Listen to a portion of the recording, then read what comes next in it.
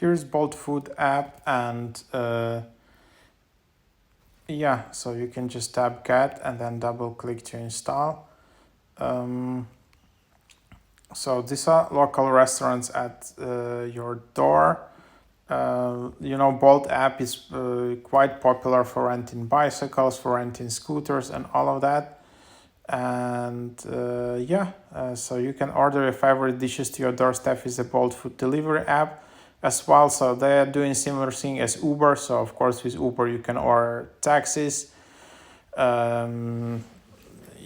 Probably also bikes. I don't remember if they still own. Probably, anyways. But also like the Bolt, you can also all order Bolt delivery. I haven't used this app yet. I'm using Bolt bicycles, so I quite often, to be honest. But I haven't heard about Bolt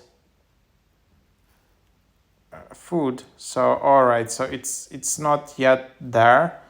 So they're just expanding quite fast. So it's kind of like probably like a new service from this app. So they're just not available everywhere. But yeah, that's what it is. Try it out. If it's in your area, it can be a good app. Maybe also on the cheaper side. And also if you're already using Bolt bicycles or ordering Bolt taxi, then maybe you can also try this.